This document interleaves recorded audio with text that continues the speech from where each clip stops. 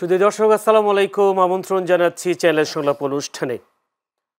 ৫ August পরবর্তী বাংলাদেশের রাজনীতিতে প্রতিদিন নতুন নতুন মোড় নিচ্ছে।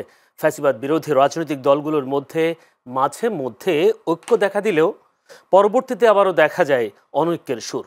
রাজনীতি বিশ্লেষকরা মনে করেন রাজনৈতিক দলগুলোর সভা সমাবেশে রাজনীতিবিদদের নানা বক্তব্য, দলগুলোর নেতাকর্মীদের ভিন্ন ভিন্ন কর্মকাণ্ডে ক্রমশ বাড়ছে বিভেদ। একদল অপর দলের বিরুদ্ধে নানা স্লোগানও এই বিভেদের আগুনে ঘি ঢালছে। বিভেদের এই রাজনীতি একটি সংকটময় পরিস্থিতি ডেকে আনতে পারে বলে মনে করেন বিশ্লেষকরা। কিন্তু এই ব্যাপারে কতটা সচেতন রাজনৈতিক দলগুলো, আজকের আলোচনার মধ্য দিয়ে উত্তর খোঁজার চেষ্টা করব। আজ দর্শক তাই আজ আমরা আলোচনার বিষয় নির্ধারণ করেছি বিভেদের রাজনীতি। বিষয়টা নিয়ে আলোচনা হবে সমসাময়িক বিষয় নিয়ে আলোচনা করবার জন্য স্টুডিওতে আজ উপস্থিত আছেন, আমার ডানে আছেন হাবিবুর রহমান হাবিব, বিএনপি চেয়ারপারসনের উপদেষ্টা। হাবিব ভাই, আপনাকে অসংখ্য ধন্যবাদ সময় দেওয়ার জন্য। আছেন আমার ভাই আছেন Mujibur Rahman Manju, chairman AB party. Manju ভাই, আপনাকেও অসংখ্য ধন্যবাদ সময় দেওয়ার জন্য। দর্শক, পুরো অনুষ্ঠান জুড়ে আপনাদের সাথে আছি আমি জয়নুল আবেদিন। বলছিলাম বিভেদের রাজনীতি এটি কি কোনো এক সময় সংকটের পরিস্থিতি সৃষ্টি হতে পারে কিনা, রাজনৈতিক বিশ্লেষকরা তাই মনে করছে, কিন্তু আসলে রাজনীতিবিদরা কতটা সচেতন সে বিষয়টা নিয়ে আমরা আলোচনা করব। একটু প্রথমে যেতে চাই হাবিবুর রহমান হাবিব ভাইয়ের কাছে, বিএনপি চেয়ারপারসনের উপদেষ্টা। হাবিব ভাই, জামায়াতের বিশাল সমাবেশ গেল, জাতীয় সমাবেশ গেল কালকে, বলা হচ্ছে বেশ সফল সমাবেশ তারা করেছে। সেই এত বড় সমাবেশে বিএনপিকে দাওয়াত দেওয়া হলো না। এই যে দাওয়াত না দেওয়া, এইটাকে আপনার আসলে বিএনপি জামাতের মধ্যে আবার নতুন দ্বন্দ্ব সৃষ্টি হবে। যদিও রাতে অসুস্থ হওয়ার পর বিএনপি জামাতের আমির অসুস্থ হওয়ার পর বিএনপির মহাসচিব মির্জা ফখরুল ইসলাম আলমগীর তাকে দেখতে গেছেন এবং জামাত আমি তাকে কৃতজ্ঞতাও প্রকাশ করেছেন। এই নতুন নতুন মোড় সৃষ্টি হচ্ছে রাজনীতিতে। বিএনপির সাথে জামাতে দীর্ঘদিনের মিত্র ছিল, এই মিত্র দলগুলোর মধ্যে, দুই দলের মধ্যে এত ফারাক কেন, এত মতানৈক্য কেন সৃষ্টি হচ্ছে এখন নতুন করে? আপনাকে ধন্যবাদ। আপনার মাধ্যমে চ্যানেল এসে দর্শক শ্রোতাদেরকে আমার সশ্রদ্ধ সালাম। বিজ্ঞ আলোচক আমার অত্যন্ত প্রিয় জনাব মুজিবুর রহমান মঞ্জু ভাইকে শুভেচ্ছা। এটা হলো বিএনপির রাজনৈতিক সংস্কৃতি, যে বিএনপির আগে একটা প্রোগ্রাম করলো 1 তারিখে, সেখানে জামাতকে কিন্তু ডেকেছিল, মঞ্জু ভাই ছিল সেখানে, কিন্তু জামাত কালকে কিন্তু বিএনপিকে ডাকেনি। তারপরেও বিএনপির মহাসচিব ছুটে গেছেন। এটি হলো বিএনপি জামাতের ভিতরে পার্থক্য। যদি এরকম অবস্থা হতো জামাতকে বাদ দিয়ে বিএনপি কোনো সমাবেশ করতো, বিএনপির মহাসচিব থেকে জামাত অবশ্যই যেত না, আমি মনে করি। কারণ আমরা জামাতের বিরুদ্ধে আমরা কোনো বক্তব্য দিইনি, 5 তারিখের পর থেকে কোনো বক্তব্য দিইনি। তার একের পর এক আমাদেরকে চাঁদাবাজ, এক লুটেরা গিয়েছে, এক ডাকাত গেছে, আর এক ডাকাতি শুরু করেছে। এমন কোনো ভাষা নেই যেটা বিএনপির বিরুদ্ধে তারা বলেনি, বলেই যাচ্ছে। এমনকি তারা বিএনপির তো মিত্র ছিল। এখন উনি লন্ডনে গেলেন, বলে নাই জামাতের বিরুদ্ধে? আমার পরে বলছি তো, যেমন আগের পরে। এখন আপনি যদি আমাকে বলেন একটা, আমার উত্তর দিতে হবে না? আমরা তো কোনোদিন আগে আমার বলছি যে 71-এর পরাজিত শক্তি, খুনি ধর্ষকদের সমর্থক, দেশকে জ্বালিয়ে পুড়িয়ে ছারখার করে দিয়েছিল সেই জামাত, আমরা বলেছি কোনোদিন? তারা যখন আমাদেরকে বলে খুনি, যখন আমাদেরকে বলে চাঁদাবাজ, সন্ত্রাসী সংগঠন, তখন আমাদের সত্যি ইতিহাস তুলে ধরতে হতো। আমি যদি এখন বলি যে জামাত 71-এর পরাজিত শক্তি, আলবদর আসাম সৃষ্টিকারী, মা বোনদের পাকিস্তানের মধ্যে তুলে ধরেছিল, এটা অসত্য কথা হবে? এটা সত্য কথা, তো নিজেই স্বীকার করেছে জামাত। আমি তো বলেছেনি যে আমরা এগুলো জেনে শুনেই আপনারা জোট করেছি। হ্যাঁ, এখন ঘরে যদি আপনার আসে, আপনার পাড়ার ভেতরে একটা বাঘ ঢোকে বা সিংহ ঢোকে বা যে কোনো একটু এমন একটা দানব ঢুকলো যে মানুষ সবাই অনিরাপদ, তখন সবাই মিলেই কিন্তু আগে দানবটাকে তাড়ায়। তো আমরা দীর্ঘদিন আমাদের সাথে যে আন্দোলনটা করেছি, এক সময় এরশাদ ছিল, এরশাদের সময় কিন্তু আমরা এক মঞ্চে যাইনি। আমরা 5 দল 7 দল 8 দল ছিল, কিন্তু জামাত কিন্তু আলাদাভাবে তারা প্রোগ্রাম করেছে। এরপরে ধরেন আপনার 91 সালে নির্বাচন হলো। সেই নির্বাচনে মানে কতখানি তাদের আমাদের পার্থক্য দেখেন। তাদের যেখানে অবস্থা ভালো ছিল তখন বিএনপি কিন্তু একটু চুপ হয়ে গেছিল, আর যেখানে বিএনপির অবস্থা ভালো, জামাত তখন একটা সমর্থন দেওয়ার মধ্যে দিকে জামাত বেশ কিছু আসন পেয়েছিল। এবং পরবর্তী সময় বিএনপি সেই কারণেই তাদের কিন্তু 2টি আসন দিয়েছিল, সংরক্ষিত আসন দিয়েছিল না? 1891 আসন নিয়ে 91 সালে 2টা আসন দিয়েছিল সংরক্ষিত। জামাত ছাড়া কি সেদিন ক্ষমতা নেওয়া যেত? সেটি তো আলাদা কথা। আমি বলছি যে দিয়েছিল তো, দিয়েছিল, তো নির্বাচনের সময় ছাড় দিয়েছিল, লেনদেনের বিষয়, নির্বাচনের গিভ এন্ড টেক। হ্যাঁ, তো নির্বাচনের পরেও দিয়েছিল তো সরকারের অংশ হয়েছিল, কিছু দিয়েছিল কিছু নিয়েছিল আর কি। না না, নেওয়া তো আগের ব্যাপার, দেওয়া আগের ব্যাপার, পরের ব্যাপার, সবকিছু মিলাই বলি। হ্যাঁ, তারপরে সেই জামাত 94 সালে আওয়ামী লীগের সাথে জোট করে বিএনপির পিছনে লাগলো এবং ম্যাডাম খালেদা জিয়া একটা পর্যায়ে যখন 94 সালে 30শে ডিসেম্বর সবাই পদত্যাগ করলো, সদল বলে জামাত সহ, সংগঠিত আসনের সদস্য সহ, তখন ম্যাডাম খালেদা জিয়া আর উপনির্বাচন না করে উনি তত্ত্বাবধায়ক সরকার সংবিধান সংযোজন করার জন্য 1 বছর পর, 1 বছর বেশি সময় পর 96 সালে 15ই ফেব্রুয়ারি শুধুমাত্র তত্ত্বাবধায়ক সরকার সংবিধান সংযোজন করার জন্য এক নির্বাচন করেছিলেন এবং যথারীতি 1.5 মাস পরে, ফেব্রুয়ারি নির্বাচন 1.5 মাস পরে 30শে ডিসেম্বর উনি পদত্যাগ করলেন। এই টোটাল আন্দোলনটা জামাত কিন্তু বিএনপির বিরুদ্ধে ছিল, আওয়ামী লীগ সহ জাতীয় পার্টি, আওয়ামী লীগ সব একসাথে। আওয়ামী লীগ তো চলে গেছে জাতীয় পার্টির সাথে করে নিয়ে। কত ঘটনাটা কোন জায়গায় থাকে, যে জাতীয় পার্টির বিরুদ্ধে আন্দোলন করতে গিয়ে সেলিম দেলোয়ার, রাফন হোসেন, তাজুল দিফারি সাহেব, একটা মিলন শিক্ষা পেয়েছে তো আওয়ামী লীগ। তারপর আওয়ামী লীগের সাথে গেল, যাওয়ার পর এমন শিক্ষা পেল যে 2টি আসন 3টি আসন পেল মাত্র। বিএনপি কিন্তু বাংলাদেশের ইতিহাসে সবচেয়ে বড় বিরোধী দল, 116টি আসন জয়লাভ করেছিল, সর্ববৃহৎ, এবং অনেকগুলি আসন, প্রায় 50 থেকে 100টা আসন যদি কারচুপি না করতে আওয়ামী লীগ ওই সময়, তাহলে হয়তো বিএনপি রাষ্ট্রের ক্ষমতা আসতো। কিন্তু চলে গিয়ে জামাত করলোটা কি? তারপরে আবার দেখেন, তারপরে আবার 2001 সালের আগে জোটবদ্ধ হলো আর কি।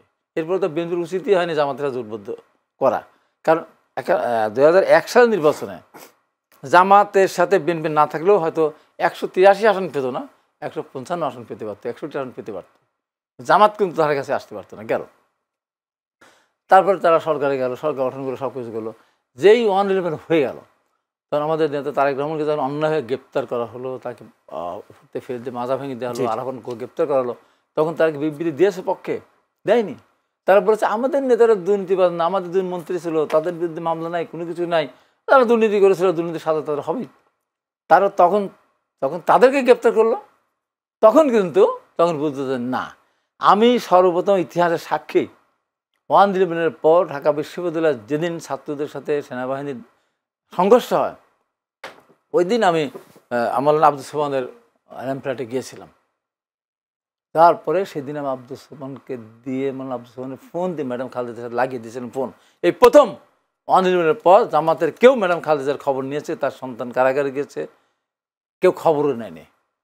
ওই দিনই মাওলানা আব্দুস সোবহান বলেছিলেন, ম্যাডাম কে করলো না, এত কিছুর পরেও তো জোট ছিল, এত কিছুর পরও আন্দোলন ছিল, এরপর এত কিছুর পরও আন্দোলন, এত কিছু পরেও ধরেন আবার যখন 2008 সালের নির্বাচন, আমি ইতিহাসের সাক্ষী বলতেছি, বিএনপি কোনোভাবেই ম্যাডাম খালেদা নির্বাচন জেতেন না। তার ওটা ষড়যন্ত্র নির্বাচন ছিল। মনি আহমেদ ফখরুদ্দিন আওয়ামী লীগকে ক্ষমতা নিয়ে আসবে, ম্যাডামকে যখন বলেছিলেন আমাদের বৈধতা দিতে হবে, ম্যাডাম বলছেন না, তুমি অন্য কিছু তোমাদের বৈধ দেবো না। তখন তারা আওয়ামী লীগের কাছে গেল, ম্যাডাম সেই নির্বাচন যাবেন না, একেবারে একদম সাক্ষী হিসেবে বলি, ওনারা গেলেন। আমি একটু ছোট্ট করে দিই, ইতিহাসে তো আমরা এগুলো জানি, কিন্তু এরপরে আওয়ামী লীগের বিরুদ্ধে জোট আন্দোলনে ছিল। আমি বলতে চাচ্ছি, প্রশ্ন হচ্ছে ভবিষ্যতেও কি আসলে এক হওয়ার সম্ভাবনা আছে? সম্ভাবনা নেই। আমি আসবো আপনার কাছে, যদি একটু মঞ্জু ভাইয়ের কাছে যেতে। মঞ্জু ভাই, জামায়াতের সমস্যা আপনারাও দাওয়াত পেলেন না, এবং সেই সাথে আসলে বিএনপি জামাতের মধ্যে যে দ্বন্দ্ব, এই দ্বন্দ্বটা আসলে দায়টা কার দিকে দিবেন বেশি? বিএনপি জামাত, যে দুটি একটা, বিএনপি উনি বলছেন দানব সংগঠন হয়ে উঠেছে জামায়াত, তাহলে উনি আবার এটাও বলে ফেলেন যে জামাতের সাথে আর কোনোদিন ঐক্য হবে না, কিন্তু অতীত ইতিহাস তাই বলে না, অনেক ঘটনার পরও আমরা ঐক্য দেখেছি। এই যে দুটি বড় দল, এখন যদি বলা যায় এই দুটি বড় দলের মধ্যে এখন যে বিভেদ, এই বিভেদের দায়টা আসলে কার? বিএনপি তো অনেক বড় সংগঠন, জামায়াত যদি বলি বিরোধী দল হওয়ার মতো অনেক বড় সংগঠন, দায়টা কাকে দেবেন? এই বিভেদের দায় হচ্ছে আওয়ামী লীগের। কারণ আওয়ামী লীগ কেন পালিয়ে গেল? আওয়ামী লীগ যদি আজকে এখনো থাকতো, আওয়ামী লীগ যদি ক্ষমতায় সেই 2 পক্ষকেই কাউকে নির্যাতন করতো, তাহলে 2 পক্ষই একসাথে থাকতে পারতো। তো আমরা যতবারই দেখেছি যে যখনই সুদিন এসেছে ওনাদের মধ্যে বিভক্তি তৈরি হয়েছে, যখনই দুর্দিন হয়েছে ওনারা একতাবদ্ধ হয়েছেন, এবং এরপরে ওনারা এটা থেকে আর শিক্ষা গ্রহণ করেন নাই, না জামাত না বিএনপি। দেখেন হাবিব ভাই যে হিস্ট্রিটা বললেন, এই হিস্ট্রিতে গেলে এটা আপনি দেখবেন যে ডিম আগে না মুরগি আগে, এই আলোচনা চলতেই থাকবে। কারণ জামাত বলে যে আমরা যদি না আপনাদের সাথে থাকতাম, আপনারা কোনোদিন ক্ষমতার মুখ দেখতেন না। আবার বিএনপি বলে যে আমরা যদি আপনাদের সাথে না যাই তাহলে আপনাদের 2 সিট 3 সিটের বেশি কখনোই পান না। এই বিতর্কগুলো থাকবে।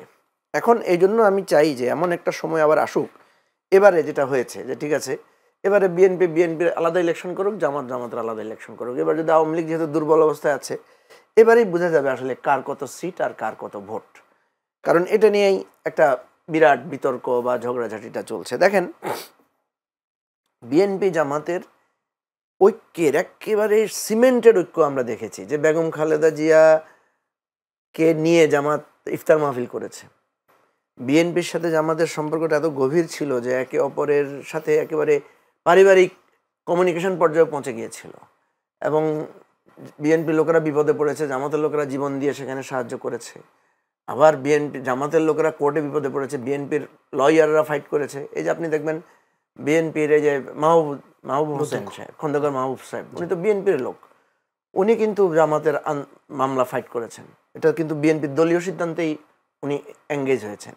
এর আগে আমরা দেখেছি বিভিন্ন মামলায় বেগম জিয়া বলে দিয়েছেন, মওদুদ আহমেদ সাহেবকে বেগম জিয়া বলে দিয়েছেন, ওনারা ইনভলভ হয়েছেন। কারণ জামাতের ওই অর্থে ব্যারিস্টার রাজ্জাক ছাড়া খুব নাম করা কোনো লয়ার জামাতে তখন ছিল না। তো এই হিস্ট্রিগুলো ভুলে যান ওনারা, উভয় পক্ষই ভুলে যান যে আমরা ওনাদের জন্য এতটুকু করেছি। কেন করেছেন? একেবারে তো ফাও করেন না, নিশ্চয়ই কিছু পাওয়ার জন্য, নিশ্চয়ই এর পিছনে কিছু গিভ অ্যান্ড টেক তো কিছু ছিল। এখন এগুলো যত আলোচনা হবে তখনই দেখা যাবে দুই রাজনৈতিক দলেরই কদর্য দিকটা উঠে আসবে যে আপনারা আসলে স্বার্থের জন্য এখন মায়ের খেলে, এখন বিপদে পড়লে, এখন বিপদ ভুলে গেলে আবার একে অপরকে গালাগালি করেন। উভয় পক্ষের ওনারা এই বিভেদ যত চলতে থাকবে তত উভয় পক্ষেরই চরিত্রহীন হবে, উভয় পক্ষেরই কদর্য রূপটা বেরিয়ে আসবে। এবং এমন অনেক অনেক ঘটনা আপনি খুঁজে পাবেন, দেখবেন যে সেখানে অনেক মানে উভয় দলকেই ব্লেম করার মতো পরিস্থিতি উঠে আসবে। তো আমার যেটা মনে হয় যে দেখেন আমরা যে বারবার বলছি একটা নতুন রাজনৈতিক বন্দোবস্ত আমরা চাইবো, তার মানে কি? আমরা যেটা করি না, আমরা ওই যে বলে যে নেড়া বেলতলায় দুইবার যায় না, এই কথাটা তো একটা ঐতিহাসিক মানে সত্য দাঁড়ায়। তার মানে কি আমি আমার অতীতের জায়গায় আর ফিরে যাব না। বিএনপি জামাত একসাথে আন্দোলন করেছে, আর 91 থেকে 96 পর্যন্ত বা 95 পর্যন্ত আপনি দেখবেন বাংলাদেশের সকল শিক্ষা প্রতিষ্ঠানে ছাত্রদল শিবিরের ব্যাপক মারামারি হয়েছে।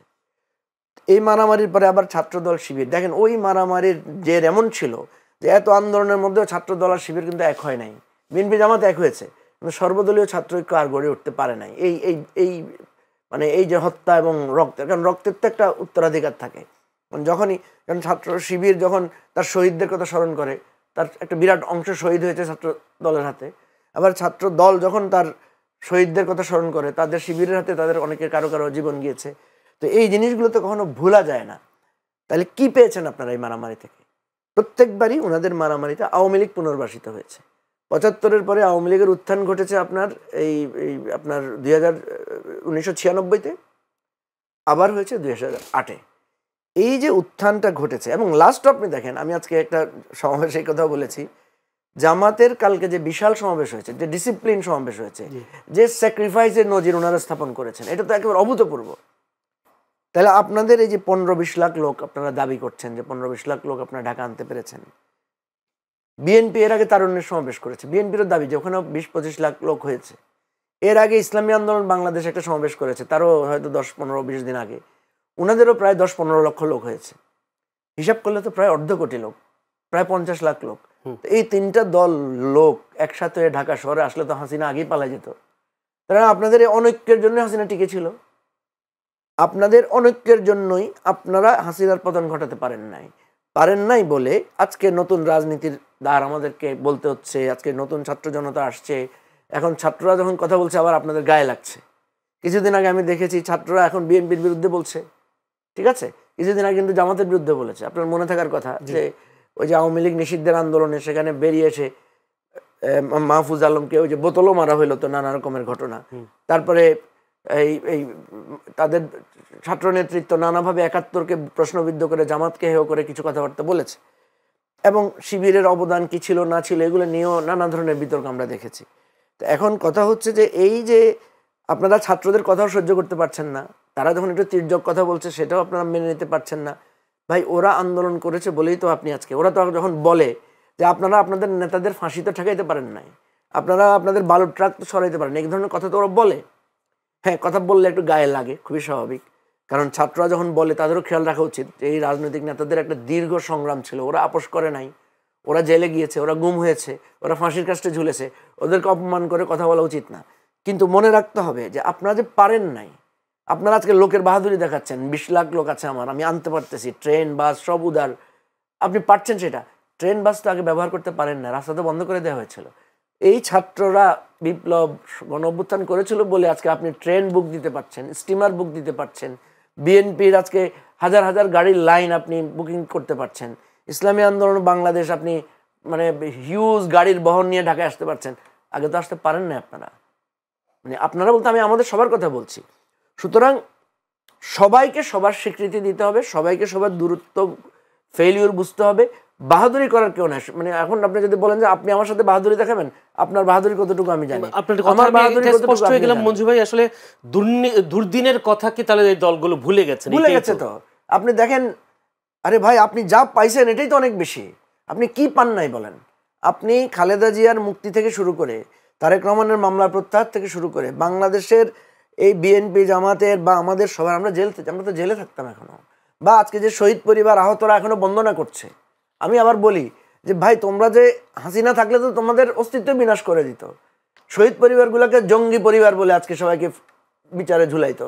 আমরা সবাই, হাবিব ভাই, আমরা সবাই আজকে নাশকতা মামলায় জেলে থাকতাম। সেই ভয়ে তো আহতদের অনেকেই স্বীকারই করে যে তারা আন্দোলনে তারা ছিল। আমি আপনাকে বলি জয়নাল, আপনার 5ই মে যেটা ওই হেফাজতের গণহত্যা হয়েছিল, সেই গণহত্যার পরে আমি ঢাকার ওই আশুলিয়ার থেকে আরো ওইদিকে একটা মাদ্রাসায় একদিন ওখানে একটা কাজে গিয়েছিলাম। তা আমার কাছে হিসাব ছিল যে ওই মাদ্রাসার 3টা ছেলে শহীদ হয়েছে তাদের ঘটনার সময়। তা আমি সেখানে গিয়ে একজন হুজুরকে ডেকে জিজ্ঞেস করলাম যে আপনাদের মাদ্রাসা থেকে তো 3টা ছেলে শহীদ হয়েছে, খুব ওই ছেলের পরিবারগুলো কেমন আছে? উনি আমাকে স্রেফ অস্বীকার করলেন, বলতে না আমাদের কোনো ছেলে শহীদ হয় নাই, আমরা কোনো মিছিলে যাই নাই। তা আমি বুঝলাম যে উনি ভয়ে বা ইয়ার জন্য করছেন, ওনার চেহারা দেখে আমি বুঝলাম। আমি ওনাকে একপাশে ডেকে নিয়ে বললাম যে দেখেন আমি আপনাদের সহমর্মী লোক, আমি যেহেতু দিগন্ত টেলিভিশনে ছিলাম, ওনাকে পরিচয় দিলাম। তখন উনি আমাকে জড়াই ধরে বললেন যে হ্যাঁ আমাদের এরকম এরকম হয়েছে, এবং শুধু 3 জন না, ওনাদের 2টা ছেলেকে ওনারা খুঁজেও পান নাই। তাহলে আপনি দেখেন আজকে তো এটাই হতো, আজকে যদি মানে শেখ হাসিনার পতন না হতো, আজকে কেউ স্বীকার করতো না যে আমার ছেলে শহীদ হয়েছে, আজকে কেউ স্বীকার করতো না যে আমার, কারণ তাদেরকে তো মায়ের উপর রাখতো, তাদেরকে তো পরিবারের উপর দমন নিপীড়ন চালাতো। আজকে ধরেন, আমি একটু বোঝার জন্য বলছি, আজকে এই গণ অভ্যুত্থানের সময় কিছু পুলিশ মারা গেছে না, পুলিশদের নিয়ে কোনো আলোচনা হচ্ছে? তাদের ফ্যামিলি কেউ এসে দাবি করছে যে আমার হাজব্যান্ড মারা গেছে বা আমার ভাই মারা গেছে? কেউ দাবি করছে না কেন? কারণ সে হচ্ছে পরাজিত শক্তি, সে স্বৈরাচারের দোষর ছিল বলে সে মাথা নিচু করে রাখছে। এখন আজকে কি হতো, আজকে ওরা হয়তো বীরশ্রেষ্ঠ, আজকে ছাত্রলীগের ছেলেদেরকে পুরস্কৃত করা হতো, ওই পুলিশগুলোকে আজকে মেডেল দেওয়া হতো যারা আমাদের উপর গণহত্যা চালিয়েছে। এই বোধটা নাই কারো কাছে, আমি অবাক হয়ে যাচ্ছি। এই বোধটা না বিএনপি, না জামাতের, ইভেন এনসিপির বন্ধুদের মধ্যেও আমি মাঝে মাঝে এটা অ্যাবসেন্ট দেখতে পাই। আমার করজোড়ে অনুরোধ থাকবে যে অবশ্যই আমাদের প্রাপ্তির দিকটা দেখতে হবে, আমরা কি পাই নাই, কি পেয়েছি এটা নিয়ে ভাবতে হবে। কিন্তু যেটা পেয়েছি এটার সদ্ব্যবহার যদি আমরা না করি, যুগে যুগে বিপ্লব গণ অভ্যুত্থান ব্যর্থ হয়েছে শুধু এগুলোর জন্য, এটা নিয়ে আমি খুবই শঙ্কিত, এবং এটা আমি বলার চেষ্টা করছি সবাইকে। মনে করেন এই কারণে সংকটময় একটা পরিস্থিতি তৈরি হতে পারে? না, আমরা সংকট তৈরি হতে দিব না, আমরা ওগুলো অনবরত বলতে থাকবো। আমাদের চেষ্টা থাকতে হবে এটা বলার জন্য, এবং আমি দেখেছি এটাতে লাভ হয়। দেখেন এখন দেখি হাবিব ভাইকেও যদি আমি এখন বলি, হাবিব ভাই কিন্তু আমার কথার সাথে একমত হবে। এবং কালকে যে মির্জা ফখরুল সাহেব আপনার জামাতের আমিরকে দেখতে গিয়েছেন, দেখেন রাজনীতির লাভটা কার হয়েছে শেষ পর্যন্ত? সারাদিন জামাত এত বড় সমাবেশ করেছে, ঠিক আছে, কিন্তু লাস্ট সবার ফোকাস চলে গেছে মির্জা ফখরুলের হাতে। এই মির্জা ফখরুলকেও কিন্তু অনেকভাবে অপমান অপদস্থ করা হয়েছিল নানা কারণে। আচ্ছা, রাজনৈতিক নেতাদের নানা ধরনের কথা থাকতে পারে, আমি 10টা কাজ করলে 2টা ভুল হইতে পারে না, 2টা ভুলের জন্য আমি ভারতের দালাল হয়ে যাব? মির্জা ফখরুল কতবার জেলে গিয়েছে আপনি দেখেন শেখ হাসিনার আমলে। এই ভদ্রলোক এই বয়সে কি পরিমাণ, ওনার একটা মারাত্মক ক্ষতিকর একটা ডিজিজ আছে, এটা ওনাকে খুব কষ্ট পেতে হয়, এই কষ্ট নিয়ে এই লোক বারবার জেলে গেছে। তারপরও তার হয়তো কোনো একটা কথা, তার একটা কোনো বক্তব্য পছন্দ হয় না দেখে তাকে ভারতের দালাল ডাকা হয়েছে। তো এই জায়গা থেকে আমি আবারও বলছি যে আমাদেরকে এই বিভেদটা দূর করতে হবে। আমি আপনার দোষ জানি, বলতে পারবো, আপনি আমার দোষ জানেন, আপনিও বলতে পারবেন। আমি আপনাকে বললে আপনি কেন বলবেন না? কাল হাবিব ভাই কথাটাই বলছিলেন, কে আগে করেছে। আমি হাবিব ভাইকে একটু জাস্ট করার জন্য বলছি, কালকে তো আপনাদেরকে দাওয়াত দেয় নাই, আপনাদের কথা একটা মানে একটু অপমান মনে হতে পারে আপনাদের কাছে, তো তো সেই সাথে আপনারা ঠিকই দেখতে গিয়েছেন। আগে অপমান করেছে বলে তো আপনি পরে অপমান করেন না, পরে তো আপনি পজিটিভ পলিটিক্স করেছেন। এই জন্য বিএনপি কেন পজিটিভ পলিটিক্স করছে না? যে জামাত আগে খোঁচা দিয়েছে বা ছাত্র আগে খোঁচা দিয়েছে, আপনারা পজিটিভ করেন। আপনারা তো এত বিশাল মহিরুহ বিএনপির, সেটা তো আপনারা যেটা দেখিয়েছেন কালকে সেটা দেখান। এটাই তো রাজনীতির পথ, এটাই তো মানুষ পছন্দ। ধন্যবাদ মঞ্জু ভাই। আমার একটা ছোট্ট বিরতি নিতে হচ্ছে দর্শক, ছোট্ট একটা বিরতি নিতে হচ্ছে, আমাদের সঙ্গে থাকবেন।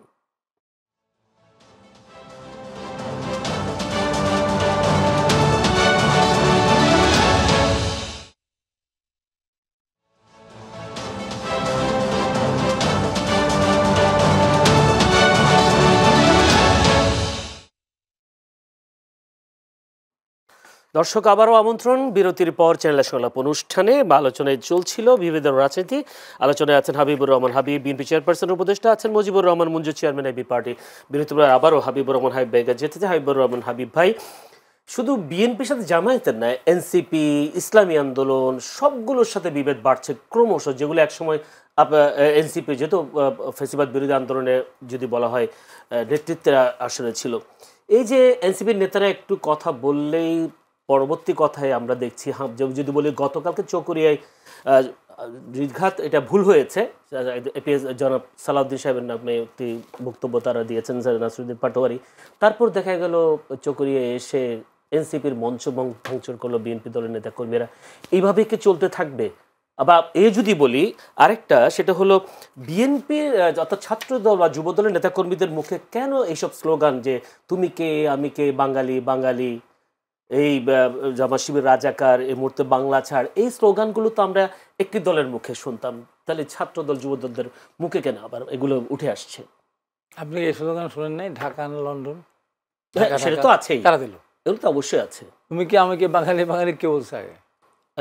ঢাকা না লন্ডন বলা শুরু করেছে। লন্ডন বলার পর আগে পরের কথা, আগে পরে আপনি উস্কালে আমি তো তার উত্তর দিতে হবে না। এখন কথা হলো যে ছাত্রদের কালকে চকরিতে যে মঞ্চটা ভাঙা হয়েছে, আমি সেটা তো ভাঙাটাকেও পক্ষে না, আবার গোপালগঞ্জে তাদের উপরে যে নির্মম অত্যাচার সেটারও পক্ষে না। দুইটা জায়গারই একটা হিসাব আপনাকে করতে হবে। গোপালগঞ্জের মাঠে দাঁড়িয়ে প্রতিবাদই জানিয়েছে, প্রতিবাদ জানিয়েছি আমরা, কিন্তু এই ঘটনাতে ধরেন তারা টোটালি সুন্দরভাবে তারা ওখানে প্রোগ্রাম কিন্তু শেষ করছে, প্রোগ্রামে তো শেষ পর্যন্ত করছে তো তারা। ওই সমস্ত স্লোগানগুলি না দিলেও চলতো, উস্কানমূলক স্লোগান। মুজিববাদকে মুজিবাদ ওখানে দরকারটা কি? আমার দরকারটা বুঝতে হবে আমি কোন জায়গায় আসছে।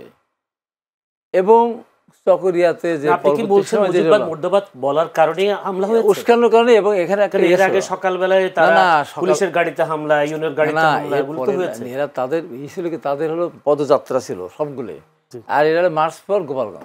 তার মানে কি, এর একটা আশঙ্কা ছিল যে এখান থেকে গিয়ে লোকজন বেশি হলে মাথা ভাঙতে যাবে, এরকম একটা আশঙ্কা ছিল গোপালগঞ্জ মানুষের মধ্যে, যে কারণে তারা প্রস্তুতি তার ওইভাবে ছিল। আমাদের ধরেন সালাউদ্দিন গোপালগঞ্জের মানুষ জীবন দিয়ে হলে বড় তারা সেটা রক্ষা করার চেষ্টা করবে, এটা করার।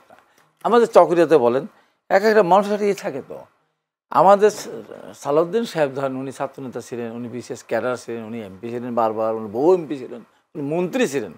উনি কি নৃশংস নির্যাতনের মাধ্যমে ওনাকে শ্রীলঙ্কার পাগলের মতো একটা সুদর্শন একটা মানুষ মনে হচ্ছে পাগল করে বেড়াচ্ছে। এত নির্মম নির্যাতনের শিকার হলেন, দীর্ঘদিন উনি কারাগারে থাকলেন, তাকে নির্যাতন মানে এইভাবে মানে কথাবার্তা এই ধরনের কথা বলেন যে সহ্য করার মতো। যে বলেছেন সেটা সালাউদ্দিনের হাঁটুর সমান হবে না, কোনোদিনও হবে না।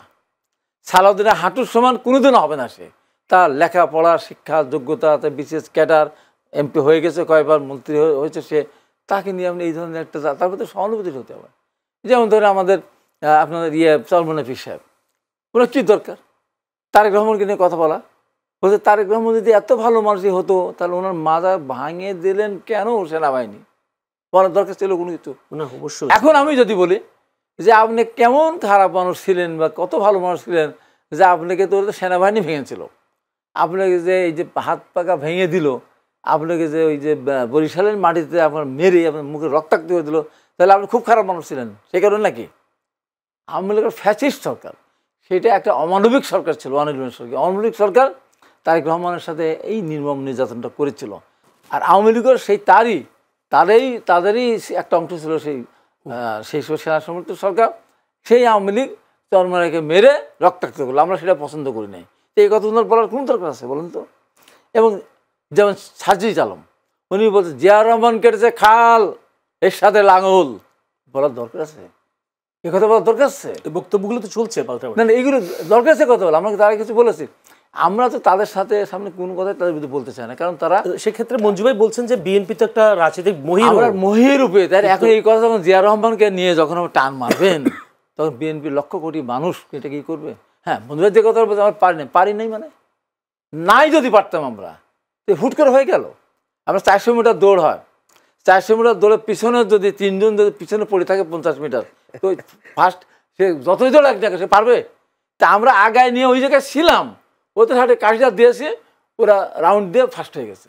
তো তার মানে কি এইগুলির কোনো অবদান নাই? এই যে অবান্তর যে কিছু কথাবার্তা তারা বলতে চায়, এবং দেখেন তারা তো এটা বলে যে বিএনপি জামায়াত তারা জনগণকে সম্পৃক্ত করতে পারে না কেন? এখন যদি তাদের নিজস্ব ক্ষমতা এতই যে থাকতো, তাহলে গোপালগঞ্জে গিয়ে আমার জীবনে অনেকবার ঘটেছে, আমি যখন ছাত্রলীগ করেছি তখনও ঘটেছে, মঞ্চে গুলি করেছে, সব চলে গেছে, আমি কিন্তু মঞ্চে দাঁড়িয়েছিলাম।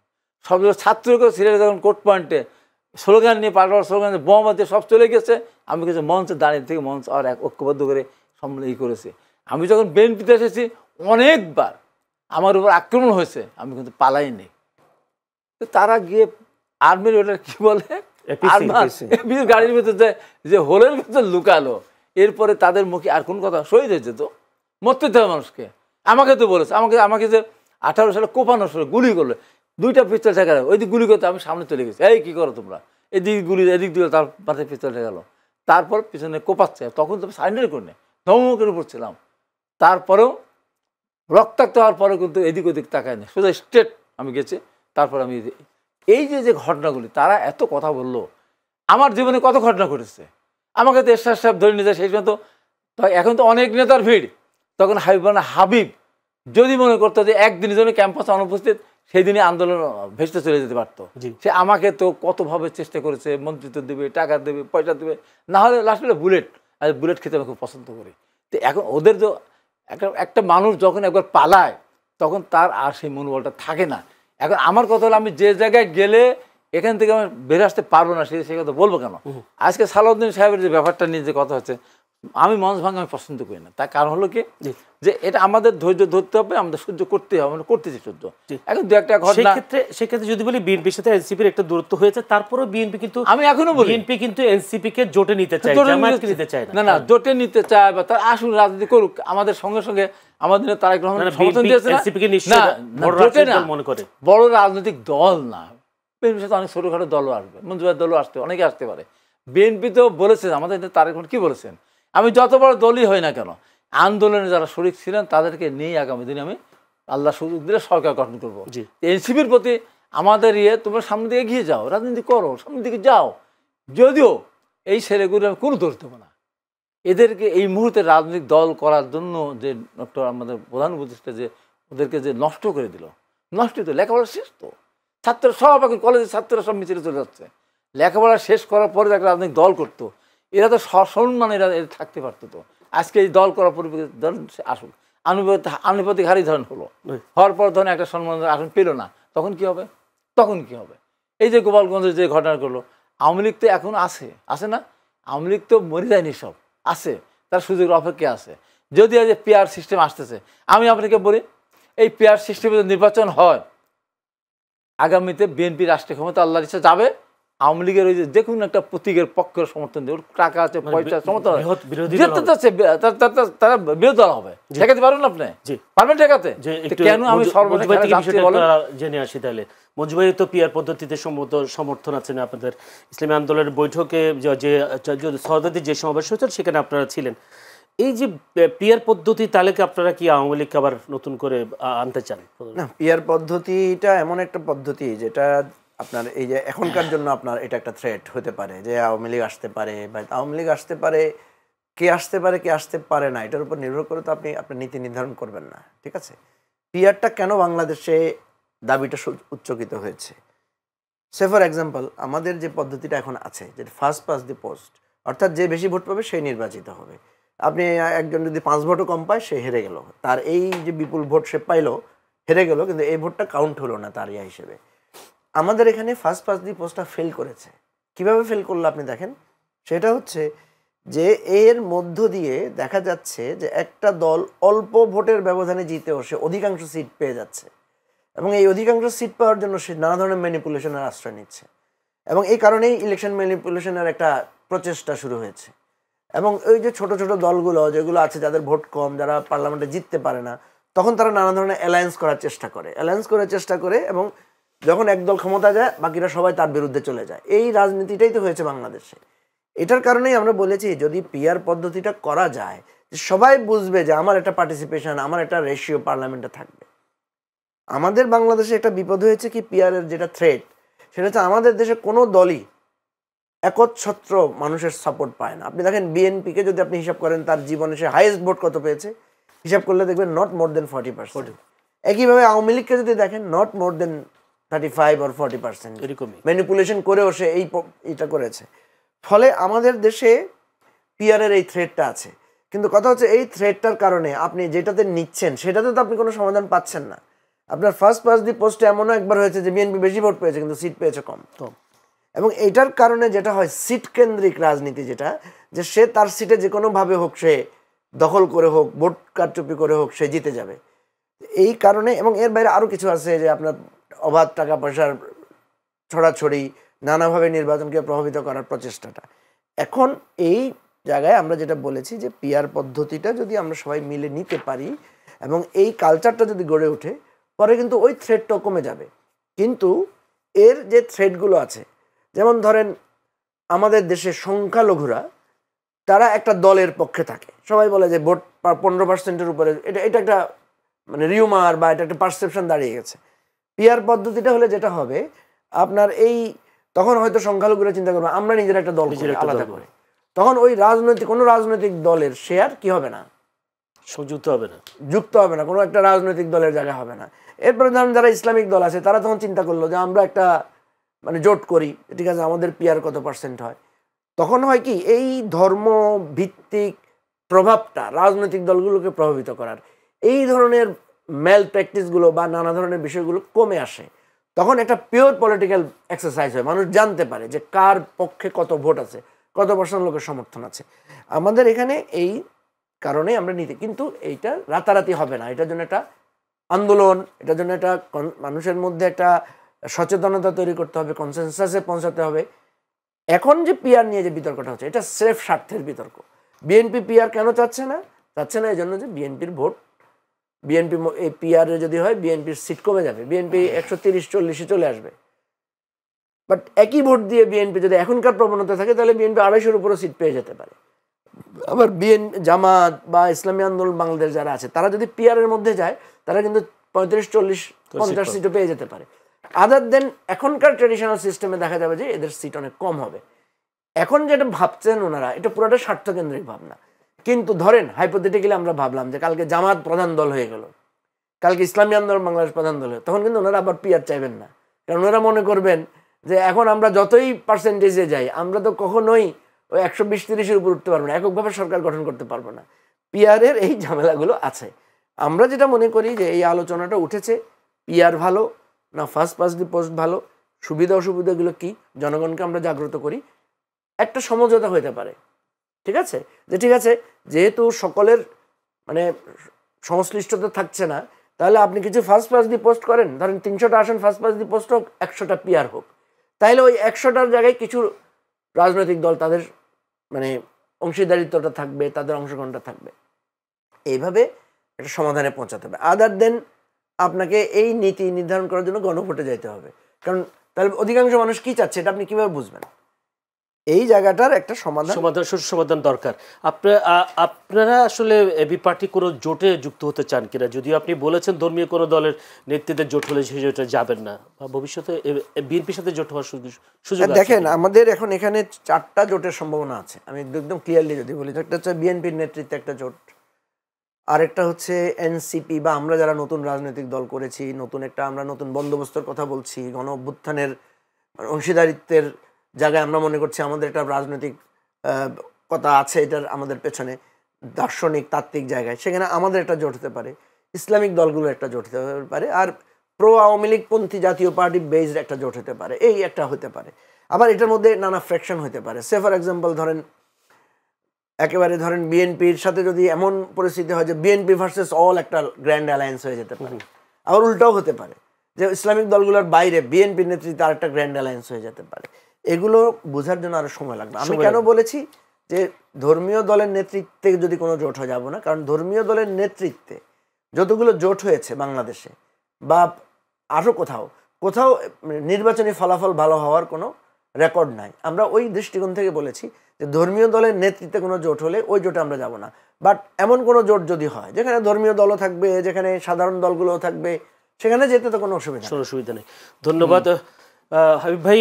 ডাকসু নির্বাচনের একটা তফসিল ঘোষণা হচ্ছে 29 জুলাই, যেটা ডাকবি উপাচার্য অধ্যাপক ডক্টর নিয়াজ আহমেদ খান আজকে ঘোষণা দিয়েছে, এবং সেপ্টেম্বরের দ্বিতীয় সপ্তাহে নির্বাচন হতে পারে বলে মনে হচ্ছে। সেখানে ছাত্রদলের পক্ষ থেকে দাবি করা হয়েছে 1971 সালের মুক্তিযুদ্ধ এবং 2024 সালের গণ অভ্যুত্থান বিরোধী কোনো ছাত্র সংগঠন যাতে নির্বাচনে অংশ নিতে না পারে, এটা তাদের দাবি। ছাত্র শিবিরের পক্ষ থেকে তাদের নির্বাচনে অংশ নেওয়ার যৌক্তিকতা তুলে ধরা হয়। তার ডাকসু নির্বাচন নিয়ে ঢাকা ভার্সিটিতে আবার নতুন করে কোনো ধরনের উত্তেজনা সৃষ্টি হওয়ার সম্ভাবনা দেখছেন কিনা? এক সংকট কাটলই না, ঘনীভূত হচ্ছে আর এক সংকট সামনে আসতেছে।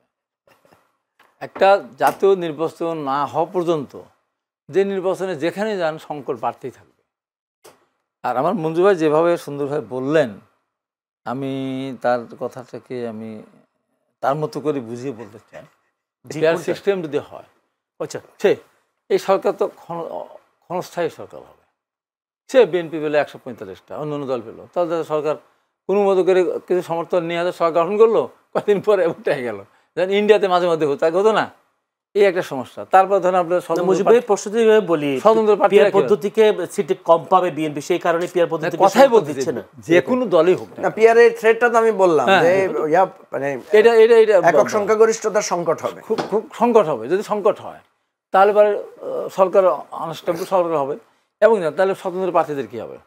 তখন তো আসলে স্বতন্ত্র প্রার্থীদের কি হবে? যে কোনো মুহূর্তে যে কোনো পর্তা বললো না, তার মারলো, চলে থাকলাম না আমি। এই যে একটা অবস্থা, অনেকদিন পর গণতন্ত্র ফিরে আসতে যাচ্ছে, সেখানে যদি এই সিস্টেমে হয় তাহলে দেশটা কিন্তু সামনে এগিয়ে যাবে না। তখন অন্য অন্য বিদেশে যে কারণে আজকে ইনভেস্টররা এখানে আসতেছে না, ওই কারণে এই যুক্তিতে কিন্তু আমরা পিয়ারটাকে রিলিজ করেছিলাম। আমরা ছিলাম যে ঠিক আছে, নিম্ন দুইটা কক্ষ যদি হয়, নিম্ন কক্ষে পিয়ার না হোক, এই শুধু এই পয়েন্টের এই যুক্তিতে ওই কারণে আপার হাউসে পিয়ারটাকে ওই কারণে আমি বলি, ওই কারণেই এখন যে কারণে ইনভেস্টর আসতেছে না, ডক্টর ইউনূসের মতো লোক থাকা সত্ত্বেও, যে ওই পিয়ার পদ্ধতির মাধ্যমে যদি সরকার গঠন হয়, তখন ওই রকম আনস্টেবল যে কোনো মুহূর্তে নড়ে যেতে পারে সরকার। এটা আমাদের দেশটা কিন্তু সামনে দিকে আগাবে না। এই কারণে এটা আমি এই ব্যাখ্যাটা দিচ্ছি। এবং তার স্বতন্ত্র প্রার্থীদের কী হবে? ধরেন বাংলাদেশ 400-500 স্বতন্ত্র প্রার্থী দেওয়া হলো, তাদের কী হবে? তাদের কীভাবে ব্যাক করবেন? তারপর ধরেন একটা নির্বাচন হলো, একটা প্রতিনিধি মারা গেল, এমপি মারা গেল, তার কি হবে? স্থানীয় সরকার নির্বাচন, এগুলো কিন্তু সলিউশন আছে। আমি কম বুদ্ধির মানুষ, আমি আমি জানি না স্থানীয় সরকার কি হবে। স্থানীয় সরকার কি হবে বলেন? ইউনিয়ন কাউন্সিল বলেন, উপজেলা বলেন, পৌরসভা বলেন, সেখানে পেয়ার হবে। সেখানে পেয়ার না দিলে আপনি পেয়ার হবে কেন? এর নানান কাহিনী আছে। আরেকটা জিনিস হল কি, পেয়ার পদ্ধতি এরা হিন্দুরা 10%, 9% তাদের ভোট আছে, তারা দাঁড়ায় গেল, ঠেকাতে পারবেন? দাঁড়ায় গেল, তারা 10%-এ কয়টা সিট আসে? অনেকগুলো সিট আসে, কিন্তু এ দাঁড়ায় গেল। তারা তখন কোন দিকে ভোট দেবে? আওয়ামী লীগের যে কথাটা বললাম, ওরাই যদি আওয়ামী লীগেরই মনে করে, হিন্দু পার্টি যখন দাঁড়াবে, দল ছাড়া যখন মানে ছোটোখাটো একটা প্রতীক স্বতন্ত্র দাঁড়ালো, সব ভোট সেখানে দিয়ে দিল, টাকা দিল, পয়সা দিল, সব দিয়ে দিল, তাহলে কী হোক, কী দাঁড়াবে? কোন জায়গায় গিয়ে দাঁড়াবে? তাদের তো আওয়ামী লীগের ভোট আর ওই ভোট সংখ্যালঘু যোগ করেন, মিনিমাম 25% ভোট আছে, আরও বেশি হতে পারে। তাহলে কি কোন জায়গায় আমরা যাবো বলেন তো? এই যে এখন এই মুহূর্তে আমার মনে হয় বুঝে হোক না বুঝে হোক, বুঝতে পারতেছে না। তো তারা মনে করতে এই স্থানীয় সরকার নির্বাচনের কথা বলে, স্থানীয় সরকার নির্বাচনের কথা যারা বলে, তারা ভাবে যে আগামী নির্বাচন যদি হবে, বাংলাদেশ 4,500 ইউনিয়ন আছে, এই ইউনিয়ন তো ইউনিয়ন কাউন্সিল নির্বাচনের প্রতীক নেই, কিন্তু আওয়ামী লীগের লোকজন দাঁড়াবেন না, আওয়ামী লীগ সমর্থন লোকজন দাঁড়াবেন না, আওয়ামী লীগ ভোট দিবে না, তার কোনো মানে আছে? আপনার কয়েক হাজার যদি আপনি হয়ে যায়, ইউনিয়ন কাউন্সিল মেম্বার হয়ে যায়, তারা যদি একটা ব্যানার নিয়ে দাঁড়িয়ে যায়, সেক্ষেত্রে দেশে ফিরিয়ে আনতে হবে, কী করুন তখন? আপনি এই নির্বাচনে গণপ্রতিনিধিদেরকে আপনাকে একদম মানুষের সাথে মিশিয়ে স্থানীয় দেবেন, সরকার নির্বাচনে তো নানান ব্যাপার আছে প্রতীক এখানে। না থাকলেও তো নির্বাচন করার সুযোগ থাকে হ্যাঁ, ফ্যাসিবাদদের। সেই জন্য স্থানীয় সরকার সেটা পিয়ার নির্বাচন পদ্ধতি যাই হতে হবে। বলেন, এটা আমার মনে হয় যে একটা নির্বাচন হওয়ার পরে দেশটা আগে স্ট্যাবল হোক, স্ট্যাবল ফিরে আসুক। আপনি শুরুই করলেন না, শুরুর আগেই যদি ভেঙে যায় তাহলে তো সমস্যা হবে না। সবশেষে আমি যে কথাটা বলি মন্ত্রী ভাইয়ের সাথে একমত আমি, সেটা হলো আমাদের কিন্তু এখনো সময় আসে নাই, আমরা খুব বিপজ্জনক অবস্থার মধ্যে আছি, আমাদের কিছু হবে না। আমরা 18.5 বছর আন্দোলন করেছি, আমরা রিমান্ডে গেছি, গেছে না, আমাদের কি হবে? আমাদের হাজার হাজার লাখ লক্ষ কারাগারে গেছে, আমাদের তো কমে নাই তো। আমার সংগঠন আছে, লক্ষ লক্ষ কর্মী আমাদের আছে না, কিন্তু যারা একদিন মাঠে যায় নাই, মার খায় নাই, রিমান্ডে যায় নাই, ইলেকট্রিক শক খায় নাই, যদি অন্য কিছু হয় এবার কিন্তু ছাড় কেউ পাবে না, আমরাও পাবো না, তারাও পাবে না। সেই সুযোগে কত ধরনের অপশক্তি যে সামনে এসে হাজির হবে, জি, এক আল্লাহ ছাড়া আর কেউ জানে না। আমরা তো রাজনীতি নেতাদের বক্তব্যে এসব কথা শুনছি, কিন্তু তারপরেও মাঠে ময়দানে রাজনীতিতে আমরা নতুন নতুন মোড় দেখছি, আমাদের খালি ভূত চাপছে তো। দেখছি সংকট সৃষ্টি হচ্ছে, আমরা দেখছি বিভেদ সৃষ্টি হচ্ছে। এই বিভেদ কোনোভাবে কমানো যাচ্ছে না। আমাদের দর্শক, ঘাড়ে ভয় নাকি ভয় দুর্গ তো ভূত, ভূত চাপছে আমাদের ঘাড়ে, বুঝতে পারছি। তাহলে সেগুলো আপনি নিজেও দায় নিলেন। ধন্যবাদ। দর্শক, আসলে আমাদের হাতে সময় নিয়ে শেষ। আসলে আমরা উত্তর খোঁজার চেষ্টা করেছিলাম যে আসলে রাজনৈতিক দলগুলোর মধ্যে যে বিভেদ, এই বিভেদের সমাধান কিসে উত্তর খোঁজার চেষ্টা করেছি। জানি না আপনারা কতটুকু উত্তর পেয়েছেন। তাদের দুই দলের রাজনৈতিক ব্যক্তি নেত্রী এখানে আছেন, নেতা, তারাই বলছেন আসলে এই সংকট একটা পরিস্থিতির সৃষ্টি হওয়ার আগেই রাজনৈতিক দলগুলোর নেতাদের আসলে বুঝতে হবে যে আসলে আমরা সামনের দিকে কী হবে, আগামী নতুন বাংলাদেশ যে স্বপ্ন দেখেছে সেই স্বপ্নটাকে আসলে বাস্তবায়নের রূপ দিতে হলে আসলে কী করা উচিত, সব দলগুলোকে বোঝা উচিত এবং উপলব্ধি করা উচিত, সেটাই তারা দাবি করছেন। দর্শক, আজ ছিল আজকের মতো এখানেই আমাদের আলোচনা আজকের মতো করে শেষ করতে চাই। চ্যানেলের সংলাপ অনুষ্ঠান আগামীকাল একই সময়ে আমাদের এই অনুষ্ঠান দেখবার আমন্ত্রণ জানিয়ে শেষ করছি। ভালো থাকবেন, সুস্থ থাকবেন, আল্লাহ হাফিজ।